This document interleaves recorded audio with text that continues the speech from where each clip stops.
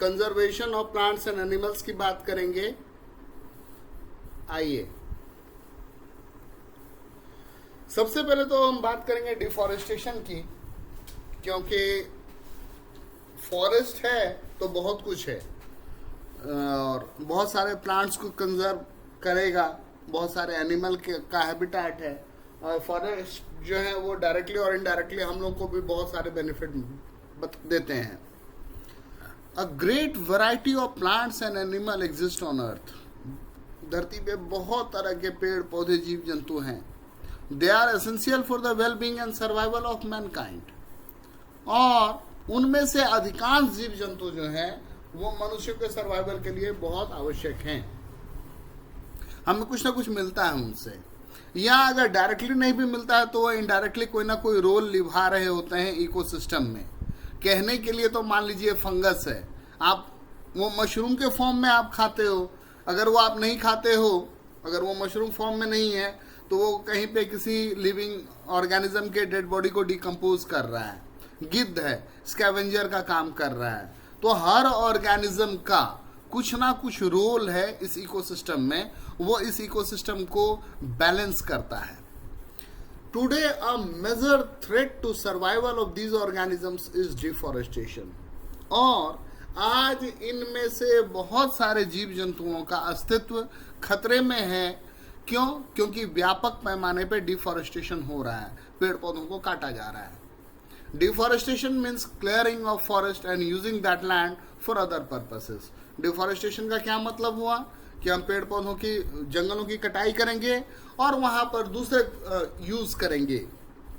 Trees in the forest are cut for some of the purposes. जो वृक्ष है वो काटे जा रहे हैं और उसके बहुत सारे ये हैं। सिंपल बात है, अर्थ पे पॉपुलेशन बढ़ रहा है, पॉपुलेशन बढ़ रहा है यानी खाने वाले मुंह बढ़ रहे हैं, लेकिन वहां उनकी भरपाई जहां से होगी वो जमीन तो नहीं बढ़ रहा है, बल्कि वो और सिमटता जा रहा है। बढ़ा हुआ पॉपुलेशन के लिए आपको ज्यादा सड़कें चाहिए होंगी, हॉस्पिटल चाहिए होंगे, स्कूल चाहिए होंगे, एयरपोर्ट चाहिए होंगे, मॉल्स चाहिए होंगे, लेकिन जमीन तो नहीं बढ़ा। वो जमीन कहाँ से लाओगे? जो जंगल है उनको काट करके लाओगे, या वही ला रहे हो। और उसका इम्प्लीकेशन, जो उसका बुरा असर है वो भी देख रहे हो कि ग्लोबल वार्मिंग हो रहा है, ग्रीन हाउस गैसेस का एमिशन हो रहा है, जो आपका नेचुरल साइकिल है, क्लाइमेटिक फैक्टर्स हैं, वो सारे डिस्टर्ब्ड हो रहे हैं। और बहुत सारी चीजों का जो एक तारतम्य, एक सीक्वेंस बैठा हुआ है वो बिगड़ रहा है। हम पेड़ों को क्यों काटते हैं? तो सबसे पहला, प्रोक्योरिंग लैंड फॉर कल्टीवेशन। खेती करने के लिए हमें जमीन चाहिए, उसके लिए। बिल्डिंग हाउसेज एंड फैक्ट्रीज, हमें मकान बनाना है, हमें फैक्ट्री बनाना है, हम उसके लिए भी काटते हैं। मेकिंग फर्नीचर और यूजिंग वुड एज फूल, लकड़ी हम काटते हैं क्यों? क्योंकि हमको उसका फर्नीचर बनाना है, या उस लकड़ी को हम एज ए ईंधन जलाएंगे। कंसिक्वेंसेस ऑफ डिफॉरेस्टेशन, जो डिफॉरेस्टेशन है उसके क्या परिणाम हैं? कंसिक्वेंस मतलब परिणाम या असर, दुष्प्रभाव। Deforestation increases the temperature and pollution level of the earth. Deforestation की वजह से अर्थ का तापमान बढ़ता है, अर्थ पे पॉल्यूशन बढ़ता है। आपको पता है पेड़ पौधे जो है वो कार्बन डाइऑक्साइड एब्जॉर्ब करते हैं, साउंड को एब्जॉर्ब करते हैं, बदले में फोटोसिंथेसिस किया और ऑक्सीजन दिया। वृक्ष हैं तो क्या होगा? टाइमली बारिश होगी, मौसम ठंडा रहेगा। अब गर्मी का टाइम है, आप बाहर निकलो, धूप में आपको पता चलेगा कि क्या हालत होती है, लेकिन वहीं पर कहीं पर अगर पेड़ हैं और आपको उसकी छांव मिलती है तो वहां नेचुरली आपको शीतलता का एहसास होगा। और बहुत सारे जीव जंतु, पक्षी, उनका वो रहने का जगह भी होते हैं। गिलहरियां हैं, बंदर हैं, बहुत तरह के कीड़े हैं, बहुत सारे पक्षी हैं, वो डायरेक्टली और इनडायरेक्टली किसी न किसी तरीके से पेड़ों पे डिपेंडेंट है। इंसान की तो बात ही मत पूछिए, वो तो है ही। It increases the level of carbon dioxide in the atmosphere. Groundwater level also gets lowered. जो आपका भूमिगत भौम जल स्तर है वो अगर पेड़ आप काटोगे तो वो डाउन से डाउन जाता चला जाएगा। और नेचर में जो बैलेंस है वो बिगड़ जाएगा। डिफॉरेस्टेशन का कुछ आप पिक देख सकते हैं। देखिए कितने व्यापक पैमाने पे जंगलों को काटा जा रहा है, यहाँ वाइल्ड फायर लगा हुआ है, जल रहा है। यहाँ भी इस वाले पिक में भी काट दिया गया है पेड़ों को, बिल्कुल सूना सा लग रहा है। यहाँ देखिए जला दिया गया है। यहाँ देखिए कितने बड़े बड़े वृक्षों को काट दिया गया है। धरती पे जो साउथ अमेरिका में है अमेजन बेसिन, उसको धरती का लंग्स कहते हैं, उसको भी काट दिया गया है। फ्लोरा एंड फोना, फ्लोरा का मतलब हुआ पौधे और फोना का मतलब हुआ जीव जंतु। The ecosystem is a complex interconnected network. जो इकोसिस्टम है, जो परितंत्र है जिसमें हम और आप रह रहे हैं, हर वो लिविंग चीज या नॉन लिविंग चीज, उसके बीच का एक इंटरएक्शन है। और वह इंटरएक्शन, वह इंटरकनेक्टेडनेस जो है, वही इकोसिस्टम को बनाता है, और जिसमें बायोटिक और एबायोटिक फैक्टर भी हैं। अब अलग अलग जगह के बायोटिक और एबायोटिक फैक्टर अलग अलग होंगे, डिपेंड करता है कि आप कहाँ रह रहे हो। हिली साइड में आपको रॉक्स मिलेंगे, मैदान में आओगे तो मिट्टी मिलेगी, जंगल में आओगे तो आपको पंछियों के पंख मिलेंगे और दूसरी चीजें मिलेंगी, पेड़ पौधे मिलेंगे, उनके छाल मिलेंगे। तो हर जगह का वो अलग अलग है, लेकिन वो एक ecosystem as a complete as a ecosystem बना रहा है। तो जब हम बायोटिक एलिमेंट्स की बात करते हैं तो वो लिविंग, उसमें क्या है, all living organism such as plant, animal and microorganism, ये सारा जो है ये बायोटिक कंपोनेंट है, जैव घटक। और एबायोटिक का क्या मतलब हुआ, अजैव घटक। उसमें क्या क्या आता है, जिसमें नॉन लिविंग एंटिटीज जैसे सॉइल, वाटर, क्लाइमेट, एयर, ये सारा जो है ये एबायोटिक फैक्टर है। Among all biotic elements, flora and fauna are the most fascinating ones. जो भी बायोटिक कंपोनेंट है उसमें पेड़ पौधे और जीव जंतु ये बड़े फैसिनेटिंग हैं। To protect flora and fauna, हम कैसे उन्हें बचाएंगे। To protect our flora and fauna and their habitat, habitat मतलब रहने की जगह, protected areas called sanctuaries, national park and biosphere reserve have been embarked. इन्हें बनाया गया है, सैंक्चुरीज बनाया गया है, अभयारण्य, नेशनल पार्क, राष्ट्रीय उद्यान और बायोस्फीयर रिजर्व जो है वो बनाया गया है। व्यापक पैमाने पर पेड़ लगा करके फिर से एफॉरेस्टेशन किया जा रहा है। Cultivation, grazing, felling trees, hunting and poaching are prohibited there. और इन इलाकों में खेती करना, इंक्रोच करना, पेड़ काटना, जानवरों को ले जाकर के घास चराना, शिकार करना या जानवरों को मारना ताकि आप उसका खाल, हड्डी, दांत ये ले सको, ये सारी चीजों को रोक दिया गया है। और वाइल्ड लाइफ सेंचुरी और बायोस्फीयर रिजर्व बहुत सारे हैं इंडिया में, हमने नाम भी सुना होगा कई सारे का, कि जैसे असम में कांजीरंगा है, मानस है, उड़ीसा में सिमलीपाल है, उत्तरांचल में जाओगे तो जिम कॉर्बेट है, मध्य प्रदेश में जाओगे तो पन्ना है, हाँ साउथ में भी हैं बहुत सारे, सिक्किम में है, अंडमान निकोबार में है। हर जगह पर बनाया गया है कि वहाँ का जो एंडेमिक स्पीसीज है, लोकल स्पीसीज है, चाहे वो पेड़ पौधा हो चाहे जीव जंतु हो, उसको बचाया जा सके। वाइल्ड लाइफ सेंचुरी, वन्य जीव अभयारण्य। Wild life sanctuary is space that is set aside exclusively for the use of wild animals. इसको बनाया ही गया है ताकि wild animals यूज करें, which are protected when they roam or live in that area. और वहाँ पर वो स्वतंत्रता पूर्वक घूम सकते हैं, फिर सकते हैं, अपने जीवन की सारी क्रियाओं को कर सकते हैं। Areas where animals are protected from an outside disturbance on them and their habitat. और उनको या उनके आश्रय स्थल, उनके हैबिटाट को कोई नुकसान ना हो, इस चीज का प्रबंध किया जाता है। Biosphere reserve, biosphere reserves are the areas meant for conservation of biodiversity. Biodiversity को बचाना है, चाहे वो पेड़ पौधे, जीव जंतु, इंसेक्ट, पक्षी, कुछ भी हो। That biodiversity is the variety of plant, animal and micro organisms generally found in an area. उस पर्टिकुलर एरिया में जो कोई भी बायोडायवर्सिटी है उसको बचाने की कोशिश की जाती है। Microorganisms generally found in an area, the biosphere reserve help to maintain the biodiversity. Biosphere reserve जो है उसकी वजह से बायोडाइवर्सिटी होती है, जीव जगत में विविधता आती है, and culture of that area. Biosphere reserve में also content other protected areas in it. Biosphere reserve के अंदर और भी दूसरे संरक्षित क्षेत्र हो सकते हैं। Endemic species. एंडेमिक स्पीसीज का मतलब होता है कि कोई पर्टिकुलर चीज जो एक खास जगह पर ही मिलेगा, जैसे या पोलर बियर या पांडा, है ना। तो ये सारा जो है वो एंडेमिक स्पीसीज है, उसका एक पर्टिकुलर जगह है, वो वहीं पे मिलेगा। Endemic species are those species of plants and animals which are found exclusively in a particular area. जो एक स्थान विशेष पे ही मिलेंगे। They are not naturally found anywhere else. वो आपको प्राकृतिक रूप से कहीं और नहीं मिलेंगे। आप अलग बात है कि पकड़ करके आप ले और जू में रख दो, वो अलग चीज है, लेकिन वो नेचुरल रूप से वहां के नहीं है। A particular type of animal or plant may be endemic to a zone, a state or a country.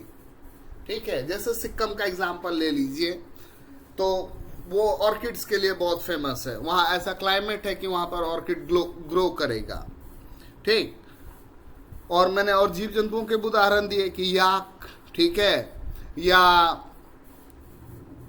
जैसे अपनी कंट्री में लामा नहीं है, अल्पाका नहीं है, ये वूल देने वाले जानवर हैं, या अंगोरा नस्ल का खरगोश नहीं है, या बहुत कहीं किसी ने पाल रखा है, या मरीनो। तो मरीनो जो है वो भेड़ देने वाली नस्ल है, भेड़ है जो कि ऊल देती है, ऑस्ट्रेलिया की होती है। ठीक है, तो ये सारा एंडेमिक स्पीसीज है। स्पीसीज क्या होती है? Species is a group of population which are capable of interbreeding. Species जो है वो क्या है? ग्रुप ऑफ पॉपुलेशन है जो इंटरब्रीड कर सकते हैं, मतलब प्रोपोगेट कर सकते हैं, एक से दो हो सकते हैं। This means that a member of a species can reproduce fertile offspring only of the members of their own species and not with members of other species. यानी अगर वो प्रोपोगेट करेगा, रिप्रोड्यूस करेगा, तो उसी ग्रुप के मेंबर के साथ वो रिप्रोड्यूस कर सकता है, दूसरे ग्रुप के मेंबर के साथ रिप्रोड्यूस नहीं कर सकता है। Members of a species have common characteristics, और उनके बीच में कॉमन कैरेक्टरिस्टिक्स होता है। जैसे आप देखते हो ना, बंदर देखते हो, तो बंदर एक स्पीसीज है, लंगूर एक अलग स्पीसीज है, ओरंगुटैन वो एक अलग स्पीसीज है, गोरिल्ला एक अलग स्पीसीज है, चिंपैंजी एक अलग स्पीसीज है। वो आपस में इंटरब्रीड नहीं करेगा। Ecosystem, परितंत्र। An ecosystem is made up of all the plants, animals and microorganisms in an area along with non-living components such as climate, soil, river, deltas, etc.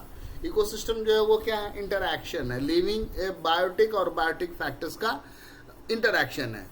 An ecosystem include abiotic factors like soil, rock, water, heat, light, etc. किसी भी ecosystem के abiotic factor हैं, मिट्टी, पत्थर, पानी, heat, light. ये it helps for the circulation of the ecosystem properly, और इनकी वजह से ही वो इकोसिस्टम फ्लरिश कर रहा है, सस्टेन कर रहा है, सर्वाइव कर रहा है। It also helps in the balance of ecosystem, और जो कोई भी कंपोनेंट है उसका कुछ ना कुछ रोल है, और जिसकी वजह से उस इकोसिस्टम में एक बैलेंस बना हुआ है। They are responsible for the survival of the living organism, और लिविंग ऑर्गेनिज्म के सर्वाइवल के लिए वो इकोसिस्टम नेसेसरी है जिसके वो पार्ट हैं।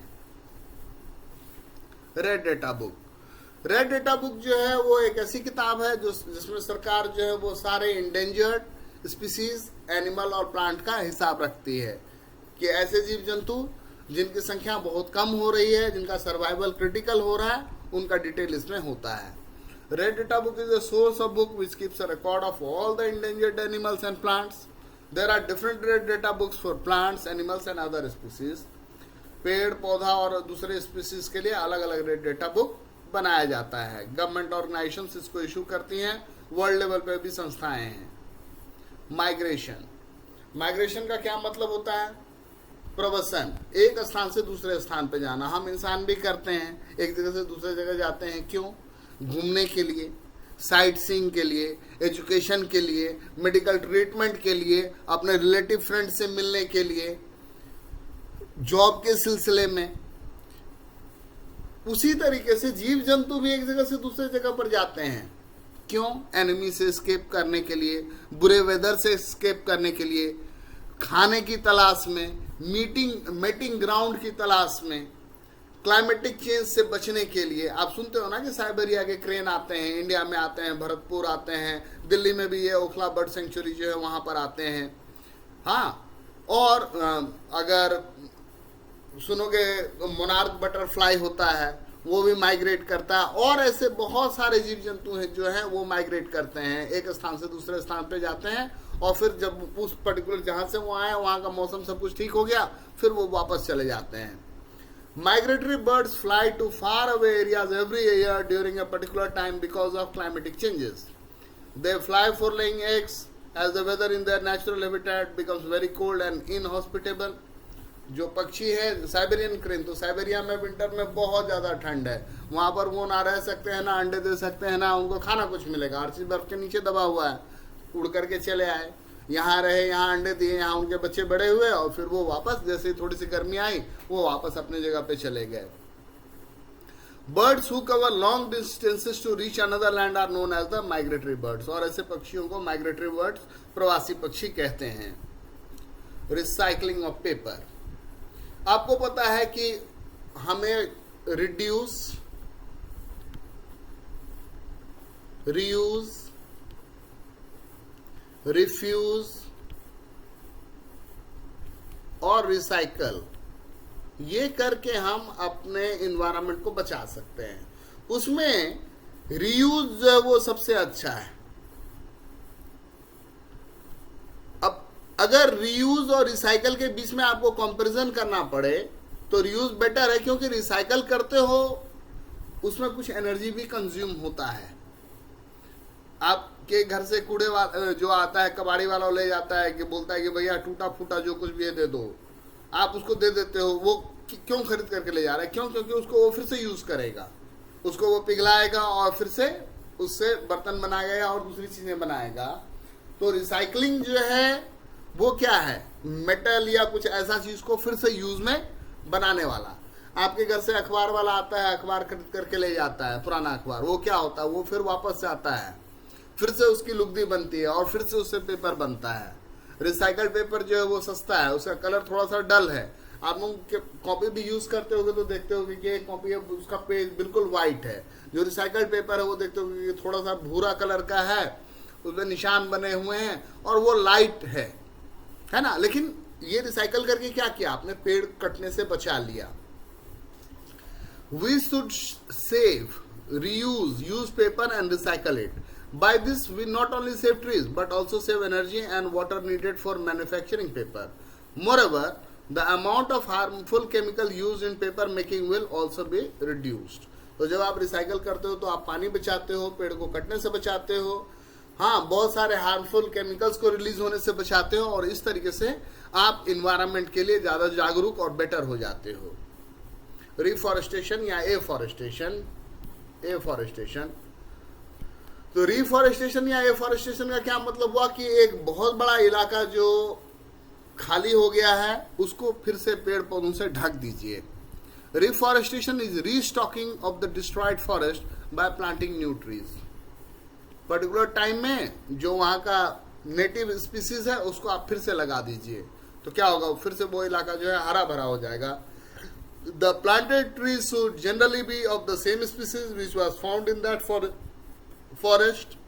जो उस इलाके का फॉरेस्ट है वहां पर जो पेड़ पौधा उगता है वही आपको लगाना चाहिए।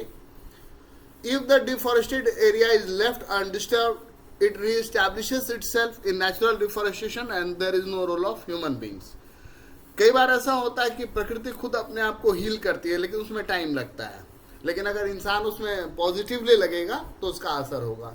तो इस तरीके से हमने सीखा कि हम कैसे अपने एनवायरनमेंट को बेटर बना सकते हैं, कैसे हम चीज़ों को कंट्रोल कर सकते हैं और रिलेटेड एस्पेक्ट्स क्या हैं। तो थैंक यू दोस्तों।